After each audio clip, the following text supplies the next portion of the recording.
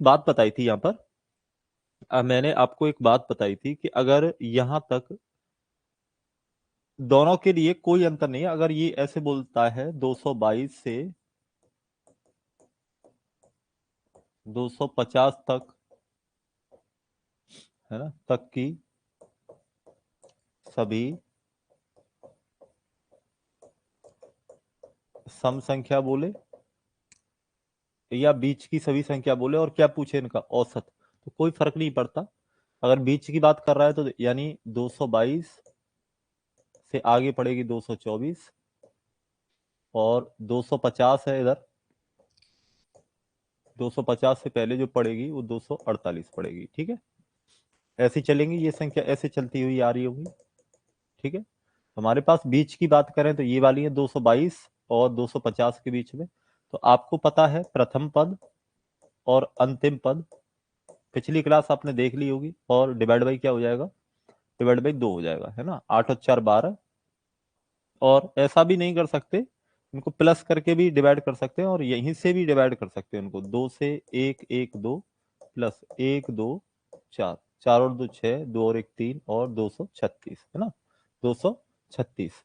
यहां से एक बात और समझो, अगर मैं इसी क्वेश्चन को 222 और 250, है ना, 222 प्लस 250 और डिवाइड बाई 2 कर दूं यहां से, तो 111 प्लस 125, इनको भी जोड़ोगे आप तो ये भी 236 आएगा। तो सम विषम, है ना, प्राकृत, इनके लिए कोई फर्क नहीं पड़ता, अगर ये बीच की संख्या बोले तो और नहीं बोले तो सिंपल आप कैसे भी इसे सॉल्व कर सकते हैं। ठीक है, चलो अगले क्वेश्चन पे आते हैं। 104 और 148 के बीच की सभी सम संख्याओं का औसत कितना होगा, तो 104 प्लस 148 और डिवाइड बाई क्या हो जाएगा, 2। यही समझाया, प्रथम पद और अंतिम पद, प्रथम पद और अंतिम पद और डिवाइड बाई 2, 2 से कितना 52, और 2 से कितना हो जाएगा 74, तो 4 और 2 6, 7 और 5 12, 126।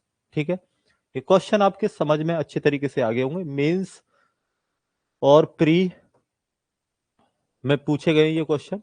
और लेटेस्ट अगर मैं बात करूं तो आप ये समझिए 2017 की मेंस तक में ये क्वेश्चन आए, है ना, तो इनका जो लेवल है वो इसी तरीके से है।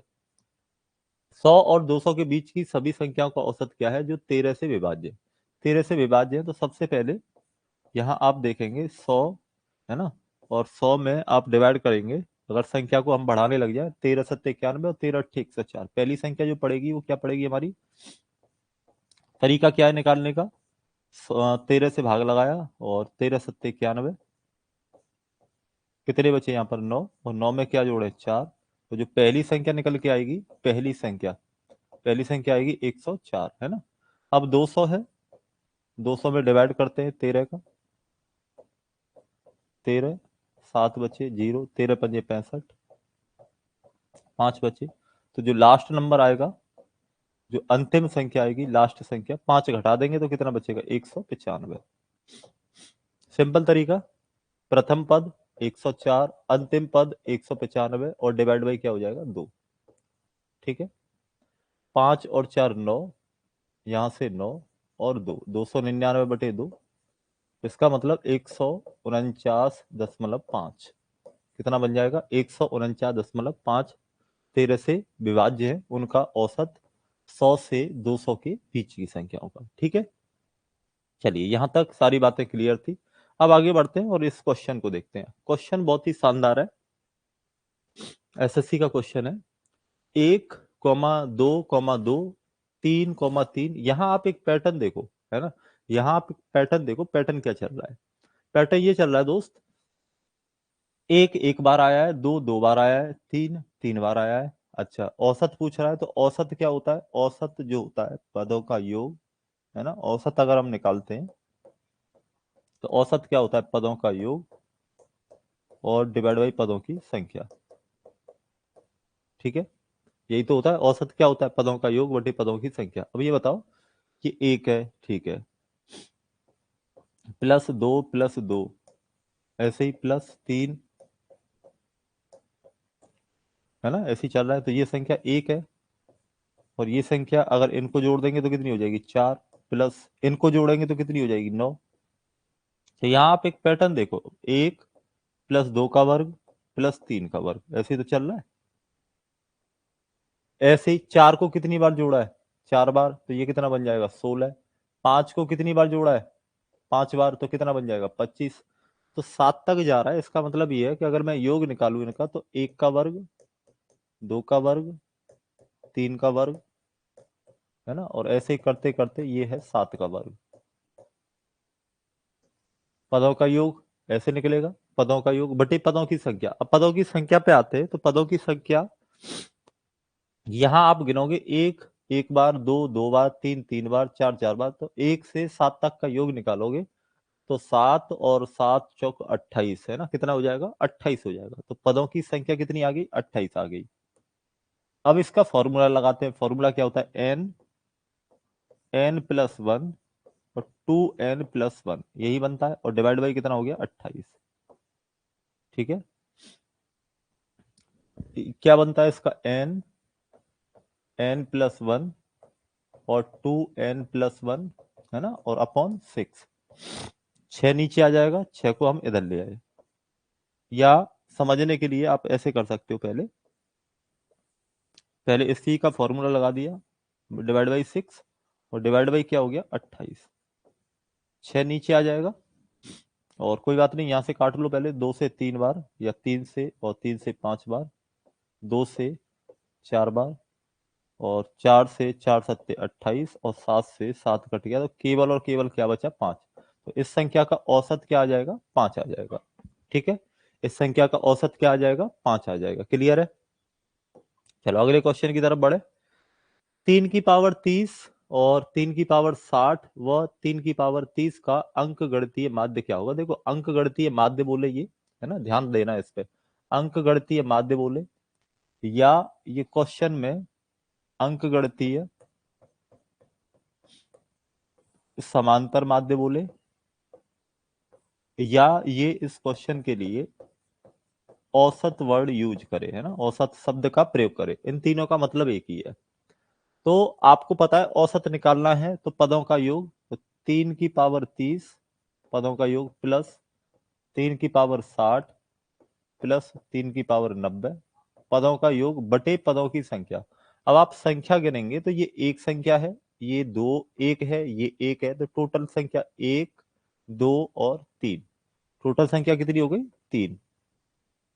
3 का इसमें भाग लगाऊंगा तो क्या बचेगा? 3 की पावर 29 प्लस 3 की पावर क्या बचेगा? 59 प्लस 3 की पावर क्या बचेगा? 89।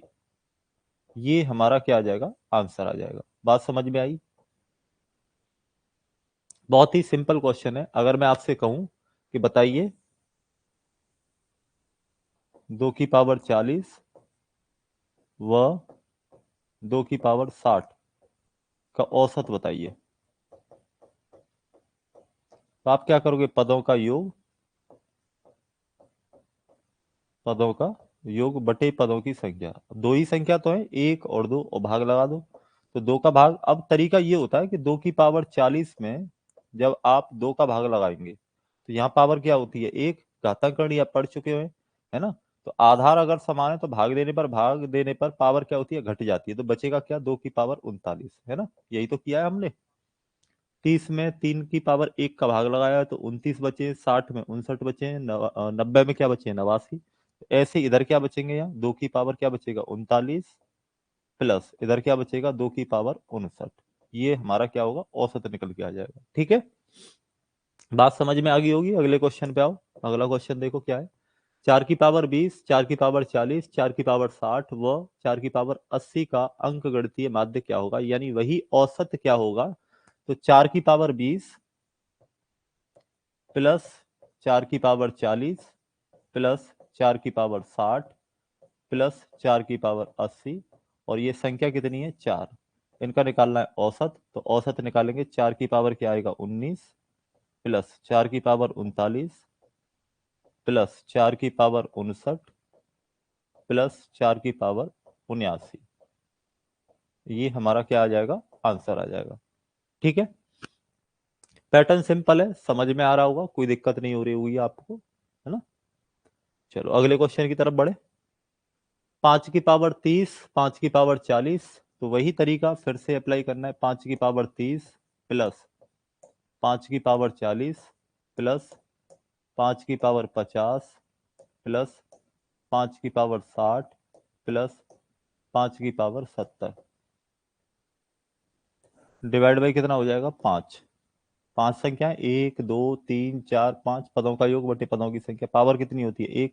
तो पहले इसमें भाग लगाओगे क्या बचेगा 5 की पावर 29, 5 की पावर 39, 5 की पावर 49 प्लस 5 की पावर 59 प्लस 5 की पावर 69 आ गया आंसर। ठीक है,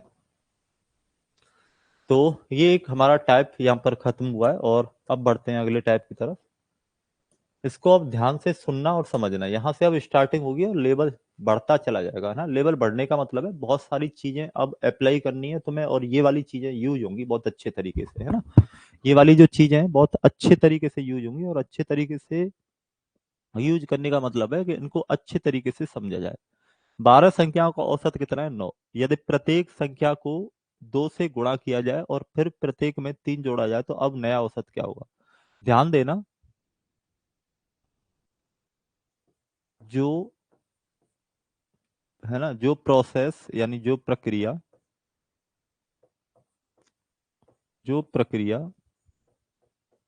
प्रत्येक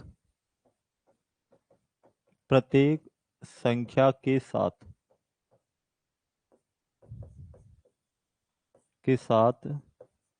होती है वही औसत के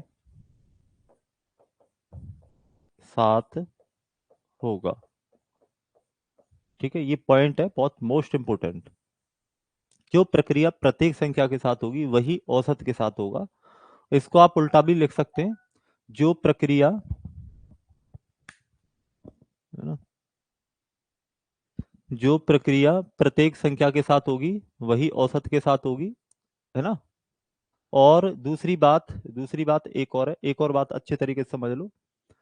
जो प्रक्रिया औसत के साथ होगी वही प्रत्येक संख्या के साथ होगी, ये भी ध्यान रखना है ना। इसको ऐसे पलट के भी लिख सकते हैं कि जो प्रक्रिया यानी जो प्रोसेस है ना, जो प्रोसेस है, जो प्रक्रिया किसके साथ होगी औसत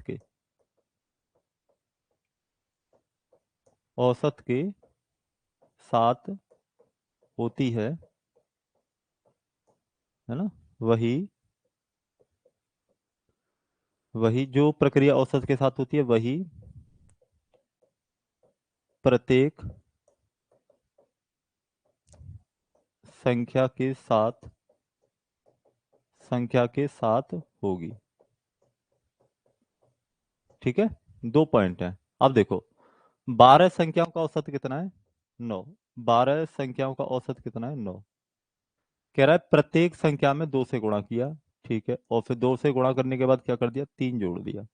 तो जो काम इधर हुआ है प्रत्येक संख्या के साथ में वही इसके साथ में भी होगा, इधर भी 2 का गुणा और प्लस क्या होगा 3। तो जैसे ही 2 का गुणा करोगे कितना बन जाएगा 18, और 18 में 3 जोड़ोगे तो आंसर कितना आ जाएगा 21। तो क्वेश्चन पूछ रहा है तो अब नया औसत क्या होगा, तो नया औसत क्या हो जाएगा 21 हो जाएगा। बात समझ में आ रही होगी अच्छे तरीके से,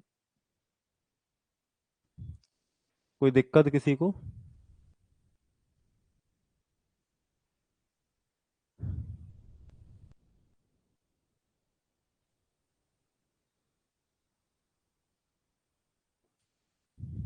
ठीक है, जो प्रक्रिया प्रत्येक संख्या के साथ होती है वही किसके साथ औसत के। तो प्रत्येक संख्या को 2 से गुणा किया, ठीक है, तो 2 से गुणा कर दिया पहले, फिर क्या कह रहा है फिर 3 जोड़ा तो 3 जोड़ दिया। यही काम किसके साथ होगा औसत के। औसत कितना है 9, 9 में 2 का गुणा किया 18, 18 और 3 कितना हो गया 21। ठीक है, चलो अगले क्वेश्चन की तरफ बढ़ते हैं। 100 प्रेक्षणों का समांतर माध्य 24 है। अब देखो 100 का औसत जो दिया है, 100 का औसत कितना दिया है 24। क्या कह रहा है उन प्रेक्षणों में प्रत्येक में 6 जोड़ने पर, प्रत्येक में क्या जोड़ रहा है 6, तो इसका मतलब इसमें भी 6 जोड़ो। ठीक है, फिर प्रत्येक को 2.5 से कर दिया गुणा, प्रत्येक में कर दिया 2.5 से गुणा, तो इसका मतलब इधर भी गुणा होना है 2.5 का। तो 24 में 6 जोड़ोगे, सबसे पहले 24 में क्या जोड़ोगे 6, तो ये वैल्यू क्या बन गई 30, और 30 में फिर गुणा करना है किसका 2.5 का, 30 दूनी 60 और 15 कितना हो गया 75। तो जो नया औसत है वो क्या हो जाएगा 75 हो जाएगा। ठीक है, नया औसत क्या हो जाएगा 75 हो जाएगा। प्रोसेस बिल्कुल सिंपल है और आसानी से समझी जा सकती है। ठीक है, अगले क्वेश्चन की बात करें। 6 संख्याओं का औसत 40 है। यदि पहली 3 संख्याओं में प्रत्येक में 2 जोड़ा जाए और अंतिम 3 में से प्रत्येक से 4 घटाया जाए तो नया औसत क्या होगा। देखो टोटल संख्या कितनी है 6, 6 संख्याएं टोटल, है ना। अब इसमें क्या कह रहा है कि पहली 3 संख्या, है ना, पहली क्या है 3 संख्या, पहली 3 संख्याओं में से 2 जोड़ा गया। तो इसका मतलब क्या है कि 3 संख्या है हमारे पास, जैसे है ना 1 2 3, तो इनमें 2 जोड़ा, इनमें 2 जोड़ा और इनमें भी 2 जोड़ा, तो यानी टोटल कितना जोड़ा गया, तो मैं लिख सकता हूं टोटल जोड़ा गया 6। अब आगे क्या कह रहा है कि जो अंतिम 3 संख्या है, लास्ट वाली अंतिम 3 संख्या है, इनमें क्या कह रहा है, अंतिम 3 संख्याओं में कह रहा है प्रत्येक से 4 घटाया गया -4, तो 4 तिया 12, तो यानी टोटल 12 माइनस किया गया। अच्छा ऑल ओवर देखो आप, ऑल ओवर क्या होगा, प्लस का 6 और माइनस का 12, तो माइनस का 6 रिजल्ट बनेगा। अब एक बात बताओ, तुम्हारे पास 1 2 3 4 5 6 बच्चे हैं और सब में 6 रुपए बांटने, मतलब 6 रुपए क्या करने कम करने, तो सबके हिस्से में कितना आएगा, एक एक एक एक एक और एक, यही तो होगा भाई। सबके हिस्से में एक एक एक एक आएगा, अगर 6 बच्चे हैं और 6 रुपए बांट रहे हैं तो। अब यहाँ 6 की कमी हो रही है, कितनी संख्या है 6 पे, तो 6 की कमी 6 पे हो गई, तो कुल मिला के कितनी कमी हो गई 1 की। ये हुई प्रत्येक संख्या में, किसमें हुई प्रत्येक संख्या में। और आप जानते हैं जो प्रत्येक संख्या के साथ होता है वही किसके साथ होता है, औसत के साथ। तो यही कमी किस में हो जाएगी, औसत में। तो पहला औसत था क्या 40, पहला औसत क्या था 40, तो अब जो है औसत कितना हो जाएगा 39, कितना हो जाएगा 39 हो जाएगा। बात समझ में आई। बहुत सिंपल फॉर्मेट है, कुछ नहीं करना है, बस ये पैटर्न याद रखना है। यहां से ये सारी बातें क्लियर होंगी आपकी, यहां तक कोई समस्या नहीं होगी। आप यहां से देखो कि इनका जो रिजल्ट है वो क्या बन के आ रहा है, वो बन के आ रहा है -6, -6 कितनी संख्याओं पे 6 संख्याओं पे। तो यहाँ 1 की कमी हो जाएगी, और 1 की कमी किस में हो जाएगी, औसत में। औसत कितना था 40, और 40 में जब 1 की कमी होगी तो जो औसत आएगा कितना होगा 39। तो नया औसत पूछ रहा है, नया औसत क्या आ जाएगा 39, 39। ठीक है, चलो आगे बढ़े। 10 संख्याओं का औसत 25 है। देखो कितनी संख्या है 10 संख्या, ठीक है। अब क्या कह रहा है पहली 5 संख्या, अब इसमें कह रहा है कि जो 5 संख्या है और फिर क्या है, फिर 5 संख्या है अंतिम वाली। 5 संख्याओं में प्रत्येक में 10 जोड़ा जाए, तो इनमें 10 10 10 जोड़ा गया, तो कितना जोड़ दिया आपने 50। फिर कह रहा है अंतिम 5 में से प्रत्येक से 5 घटाया जाए, तो इसमें से 5 5 5 घटा दिया, तो कितना घट गया 25। कुल मिलाकर क्या प्रभाव पड़ गया, कुल मिलाकर 25 बढ़ गए भाई, प्लस के 50 और माइनस के 25, तो 25 ही तो बढ़े कितनी संख्याओं पे 10 पे। तो औसत में 2.5 की क्या हो जाएगी वृद्धि, किसमें औसत में, औसत था कितना 25, तो 25 और 2 27.5, जो नया औसत है वो क्या हो जाएगा 27.5 हो जाएगा। बस सिंपल फॉर्मेट, कितना आसान है। ठीक है, चलो अगले क्वेश्चन की तरफ बढ़ो। 12 संख्याओं का औसत 50 है। यदि पहली 5 संख्याओं में प्रत्येक में 4 जोड़ा जाए, अब संख्या कितनी है आपके पास 12 संख्या, है ना। संख्या कितनी है 12 संख्याएं। 12 संख्या में कह रहा है पहली 5 संख्याओं में, पहली 5 संख्या, पहली 5 संख्याओं में क्या कह रहा है, पहली 5 संख्याओं में प्रत्येक में 4 जोड़ा गया, प्रत्येक में 4 जोड़ा गया मतलब कितना जोड़ दिया 20। ठीक है, और अब आगे क्या कह रहा है कि जो अंतिम कितनी है 7 संख्या, इसमें कह रहा है प्रत्येक से 8 घटाया गया, तो 8 गुणा 7 कितना हो गया 56, इधर 56 की कमी हो गई। ठीक है, 8 घटाया गया तो नया औसत है क्या होगा। अब देखो टोटल प्रभाव, देखो यहाँ 6 और 36 है ना, कितना बन गया, कुल मिलाकर कितनी हो रही है, -36 की कमी हो रही है कि नहीं, देखो क्या हो रहा है, 36 की कमी तो हो रही है। 56 से 20 माइनस करो, 6 से 0 गया तो 6 और 5 से 2 गए तो 3, 36 की कमी हो रही है कितनी संख्याओं पे, 12 पे। तो 12 × 36 यानी -3 की क्या होगी, कमी हो जाएगी किसमें, औसत में। तो पहले कितना था 50, अगर 50 में आप 3 की कमी कर देंगे तो नया औसत क्या आ जाएगा, 47, 47। ठीक है, तो नया औसत क्या आ जाएगा 47, यानी 47 आपका आंसर आ जाएगा। ठीक है, चलो 11 संख्याओं का औसत 7 है, यदि प्रत्येक संख्या दुगनी कर दी जाए, ये 2017 में ही आ गया सीजीएल में है ना, हालांकि सारे क्वेश्चन ऐसे ही हैं लेटेस्ट, लेकिन बता रहा हूँ कि ये भी क्वेश्चन है जो सीजीएल का बना है। 11 संख्याओं का औसत कितना है 7, कह रहा है प्रत्येक संख्या क्या कर दी जाए दुगनी, तो औसत भी क्या हो जाएगा दोगुना, दोगुना का मतलब क्या हो जाएगा 14। ठीक है, 11 संख्याओं का औसत कितना दिया है 7, वो कह रहा है अगर प्रत्येक संख्या दो दो गुनी कर दी जाए तो वही औसत के साथ होगा, जो प्रत्येक संख्या के साथ होगा वही औसत के साथ होगा, तो औसत क्या हो जाएगा 14 हो जाएगा। ठीक है, बात समझ में आई। अब देखो अगला पैटर्न देखो, है ना, अब आ जाओ इन पे, बहुत काम की चीज है भाई। यहां से कहते हैं ना स्टार्टिंग होगी अब चीजों को जानने की, समझने की, सीखने की। 5 क्रमागत प्राकृत संख्याओं का औसत x है, यदि अगली 3 संख्याओं और शामिल कर ली जाए तो नया औसत क्या होगा। देखो अब यहां से एक पैटर्न समझा रहा हूं मैं, इसको समझना थोड़ा, है ना, समझना इसको अच्छे तरीके से।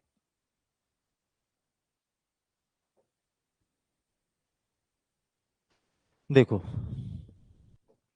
पैटर्न को समझने की कोशिश करना। मैंने आपसे कहा कि 2, 3 और 4 इनका औसत निकालिए, इनका क्या निकालिए, औसत। तो इनका जब औसत निकालेंगे तो आप आएगा 3। कारण क्या है, औसत निकलेगा ऐसे, प्रथम पद अंतिम पद, ऐसे निकालोगे आप, प्रथम पद और अंतिम पद डिवाइड बाई 2। ठीक है, 3 आएगा, 2, 3, 4 और 5। मैंने कहा कि इनका औसत निकालो, कि इनका औसत क्या होगा। तो आप इनका औसत निकालेंगे तो 2 और 5 7, और 7 का आधा क्या हो जाएगा 3.5। ध्यान से समझ से चलना, बहुत इंपॉर्टेंट पॉइंट है। 2, 3, 4, 5, 6, और इनका अगर आपसे कहा जाए कि औसत निकालिए, तो औसत कितना आ जाएगा 4। कैसे आएगा, अब प्रथम पद अंतिम पद, 2 और 6 8, 8/2 कितना आ जाएगा 4। अगर मैं आपसे कहूँ 2, 3, 4, 5, 6, 7, इनका क्या निकालना है औसत, तो ये आएगा 4.5। कैसे आएगा, प्रथम पद 2, अंतिम पद 7, 2 और 7 9, और 9 का आधा 4.5। अब देखो यहां से पैटर्न को समझना भाई, है ना। अब है जरूरी बात, यहां से आप ऐसे समझो, यहाँ 5 शामिल हुई है, मैं इससे कंपेरिजन कर रहा हूँ 2 3 4 से, और यहाँ क्या शामिल हुआ है 5 और 6, और यहाँ क्या हुआ है 5 6 7। ध्यान से समझना, जैसे ही मैंने कहा है आपसे कि अगली, है ना, अगली अगली संख्या जोड़ने पर, यहां पर क्या लाइन बनेगी, अगली अगली दो संख्या जोड़ने पर, है ना, यही लाइन बन रही है भाई। यहाँ 4 तक तो है, यहाँ अगली संख्या जोड़ी है, और यहाँ अगली 2 जोड़ी है, 4 के बाद 5 और 6, यहाँ अगली कितनी जोड़ी है, यहाँ आप बोल सकते हैं कि सर अगली 3 संख्या जोड़ने पर, इस तरीके से बनेगा, अगली 3 संख्या जोड़ने पर। अब यहां से एक बात समझना, है ना, यहां से अब एक बात समझना अच्छे तरीके से कि जो मैं समझाने वाला हूं आपको, इन संख्याओं में जो हमारी प्राकृत संख्या होती है, जो हमारी क्या होती है प्राकृत संख्या, प्राकृत संख्याओं में अंतर कितना होता है? अंतर होता है सर एक का। तो अगर एक संख्या बढ़ा रहे हैं, अगर एक संख्या बढ़ा रहे हैं तो एक संख्या अगर बढ़ा रहे हैं तो क्या होगा? क्या होगा बताओ?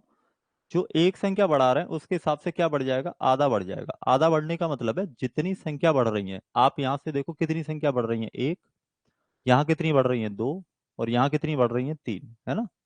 तो अगर संख्या कह रहा है अगली संख्या, अगली दो संख्या, तो आपको क्या करना है, अगली एक संख्या अगर जोड़ रहा है तो जो औसत बढ़ेगा, क्या बढ़ेगा? औसत, वो बढ़ेगा 1/2। यहाँ कितनी संख्या जोड़ रहे हैं? दो। तो औसत जो बढ़ेगा, औसत बढ़ेगा 2 और बटे 2। तो जितनी आप संख्या जोड़ रहे हैं उसका आधा। यहाँ 3 है, तो औसत पे जो प्रभाव पड़ेगा, औसत पे जो इफेक्ट पड़ेगा, 3 और कितना बढ़ जाएगा? 2। तो आप यहां से देखेंगे कि औसत कितना बढ़ रहा है, यहाँ 0.5 बढ़ रहा है। यहाँ से अगर यहाँ की बात करूं और यहाँ से अगर यहाँ की बात करूं तो पॉइंट नहीं बढ़ रहा, एक बढ़ रहा है, क्योंकि संख्या कितनी बढ़ रही है? 2। और यहाँ देखोगे तो कितना बढ़ेगा? 1.5। तो सिंपल तरीका ये है, सिंपल तरीका ये है, अगर ये बात समझ में आ रही है, अगर संख्या कैसी है? प्राकृत, क्रमागत, नेचुरल, है ना? और वो कह रहा है कि अगली अगली चार संख्या जोड़ने पर, अगली चार संख्या जोड़ने पर जो औसत बढ़ेगा उसको आप अच्छे तरीके से समझिए। चार संख्या बढ़ी और आधा कर दो, यानी जितना है उसका आधा करो, तो औसत जो बढ़ेगा वो कितना बढ़ जाएगा? 2 बढ़ जाएगा। औसत कितना बढ़ जाएगा? केवल और केवल 2 बढ़ जाएगा। ठीक है, चलिए अब जैसे अगले क्वेश्चन की हम बात करें, अगले क्वेश्चन की हम बात करें प्राकृत संख्याएं, और मैंने आपसे कहा कि बताइए अगली अगली 7 संख्या जोड़ने पर, अगली 7 संख्या जोड़ने पर क्या होगा? तो अगली 7 संख्या का मतलब है 7/2। 7/2 का मतलब 3.5। ये बढ़ जाएगा किस में? ये किस में बढ़ेगा ये ध्यान रखना, औसत में। ठीक है, किस में बढ़ेगा? औसत में। अब आते हैं क्वेश्चन पे। क्वेश्चन देखो, क्वेश्चन क्या कह रहा है? क्वेश्चन कह रहा है 5 क्रमागत प्राकृत संख्याओं का औसत कितना है? x। तो 5 संख्या है ना? संख्या कितनी है? 5। और इनका औसत कितना दिया है? x दिया है ना? औसत कितना दिया है? x दिया है। अगर x औसत दिया है तो आप क्या कर सकते हैं? अब कह रहा है अगली 3 संख्या, तो अगली 3 कर रहा है तो इसका मतलब क्या है? 3 संख्या है और आधा करो, यानी जितनी संख्या बढ़ा रहे हो उसका आधा। तो जो औसत है, औसत कितना बढ़ जाएगा? पहले से औसत बढ़ जाएगा 1.5। औसत कितना बढ़ जाएगा? 1.5 बढ़ जाएगा, बस। तो 5 क्रमागत संख्याओं का औसत कितना है? x। यदि अगली 3 संख्या और शामिल कर ली जाए तो नया औसत क्या हो जाएगा? 1.5 बढ़ जाएगा, है ना? तो औसत भैया पहले x था, 3 संख्या अगर बढ़ा रहे हैं तो 3, यानी जितनी संख्या बढ़ा उसका आधा औसत में बढ़ेगा। तो औसत में कितना बढ़ेगा? 3 का आधा, बस। ठीक है, ये आपको प्रोसेस लगानी है, यानी पहले से औसत प्लस कितना हो जाएगा? 1.5। क्वेश्चन क्या कह रहा है? नया औसत क्या होगा? अगर पूछे क्या बढ़ रहा है, तो अगर पूछे क्या बढ़ा है ना, क्या बढ़ा या क्या बढ़ेगा, तो क्या बढ़ेगा तो बढ़ेगा 1.5। और लेकिन ये पूछे कि क्या होगा, क्या होगा, तो पहला औसत कितना था? x, और x में कितना बढ़ जाएगा? 1.5। ठीक है, बात समझ में आई? जितनी संख्या, आपको पैटर्न ये समझ में आया कि संख्या जितनी बढ़ रही है ना, जितनी संख्या आप बढ़ा रहे हो उसका क्या करो? आधा बढ़ा दो। ये किस पे फर्क पड़ेगा? औसत पे, है ना? ये किस पे फर्क पड़ेगा? औसत पे फर्क पड़ेगा। ठीक है, देखो अगला क्वेश्चन देखो। 15 15 क्रमागत प्राकृत संख्याओं का औसत कितना है? जेड। और अगली 6 संख्या और शामिल कर ली जाए तो नया औसत क्या होगा? देखो, कितनी संख्या है? 15। 15 संख्याओं का औसत कितना है? जेड। 15 संख्याओं का औसत कितना है? जेड। क्या कह रहा है? अगली अगली कितनी है? 6 संख्या। अगली 6 संख्या है। तो आपको ये पता चला कि जितनी संख्या बढ़ती है उसका आधा, आधा मतलब कितना? 3। तो जेड में कितना बढ़ जाएगा, 3 बढ़ जाएगा, तो यानी जेड में 3 बढ़ जाएगा, तो नया औसत क्या हो जाएगा, जेड प्लस 3। कितना हो जाएगा, जेड प्लस 3। ठीक है, समझ में आ रही है बात। अगला क्वेश्चन देखो, 15 क्रमागत प्राकृत संख्याओं का औसत कितना है, 15। 15 संख्या है और इनका औसत कितना दिया है, 15। अब क्या कह रहा है, अगली अगली अगली 7 संख्या अगर क्या कर दें, प्लस कर दें, अगली अगर 7 संख्या प्लस कर दें तो नया औसत क्या होगा, कितनी संख्या बढ़ रही है, 7, तो जितनी संख्या बढ़ती है उसका आधा, आधा का मतलब क्या हो गया, 3.5, तो औसत में कितना बढ़ जाएगा, 3.5। तो पहले औसत था कितना, 15, और 15 में कितना बढ़ जाएगा, 3.5, तो 15 और 3 18, 18.5, तो नया औसत क्या हो जाएगा, 18.5। क्वेश्चन आपसे यही पूछ रहा है नया औसत क्या होगा, ये नहीं पूछ रहा क्या बढ़ेगा। अगर ये पूछे क्या बढ़ेगा तो 3.5 बढ़ेगा, लेकिन पूछ रहा है नया औसत क्या होगा, तो नया औसत क्या हो जाएगा, 18.5। ठीक है, चलो अगले क्वेश्चन पे आओ। कुछ क्रमागत प्राकृत संख्याओं का औसत 42.5 है। अब संख्या ही नहीं पता, अब संख्या कितनी मान ली, एक्स संख्या है, एक्स संख्याओं का औसत कितना दिया है, 42.5। कितना दिया है, 42.5, और अगली 3 संख्याओं को शामिल करें। क्वेश्चन कह रहा है अगली अगली 3 संख्या को क्या कर ले, शामिल कर ले। तो अगली 3 संख्याओं को शामिल करने का मतलब है 3/2, यानी औसत कितना बढ़ जाएगा, 1.5। तो 1.5 औसत बढ़ेगा किस में, 42.5 में, तो 42 और 1 43 और 1 44, तो नया औसत क्या हो जाएगा, 44 हो जाएगा। इसको आप प्लस कर देंगे दोनों को। ठीक है, तो ये क्वेश्चन उम्मीद करता हूं समझ में आ गए होंगे। अब यहां से स्टार्टिंग होती है किसकी, सम और विषम की। किसकी स्टार्टिंग होती है, सम और विषम की। ठीक है, सम और विषम के लिए भी आपको एक पैटर्न है उसको फॉलो करना पड़ेगा। ठीक है, एक पैटर्न है उसको फॉलो करना पड़ेगा। जैसे सम और विषम की हम बात करें, थोड़ा समझना है इसको। सम और विषम की, जैसे मैंने लिखा 2 4 6, है ना, इनका औसत क्या होगा, 4 होगा। आप निकाल के देखो, 4 ही आएगा। अब मैंने क्या किया, 2 4 6 और 8, इनका औसत निकालूंगा तो औसत आएगा 5 निकल के।